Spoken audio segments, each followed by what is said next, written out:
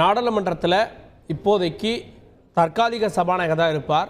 தற்காலிக சபாநாயகராக பர்த்ருஹரி மகதாஸ் நியமிக்கப்பட்டு குடியரசுத் தலைவர் அறிவித்தார். ஆனால் அதே நேரத்தில் கொடிக்குனில் சுரேஷ் கேரளாவை சேர்ந்தவர், அவரும் டிஆர் பாலு அவர்கள் தமிழ்நாட்டைச் சேர்ந்தவர்கள், இவர்கள்லாம் தற்காலிக துணை சபாநாயகர்களாக பாஜகவை சேர்ந்த ராதாமோகன் உள்ளிட்ட 3 பேரையும் நியமித்தார்கள். ஆனால் தற்காலிக சபாநாயகராகவே இந்தியா கூட்டணி இருந்திருக்கணும், குறிப்பாக கொடிக்குனில் சுரேஷ் இருந்திருக்கணும் அப்படின்னு எதிர்ப்பு தெரிவித்து இன்றைய தினம் இந்த பதவி ஏற்பில், அதாவது துணை சபாநாயகராக தற்காலிக துணை சபாநாயகராக பதவியேற்க வேண்டிய டிஆர் பாலு, கொடிக்குனில் சுரேஷ் உள்ளிட்டோருடைய பெயர்களை சபாநாயகர் அழைத்தும் அவர்கள் பதவியேற்கவில்லை, அவர்கள் இதை புறக்கணித்திருக்கிறார்கள் அப்படின்றதான் தற்போதைய முக்கிய செய்தி.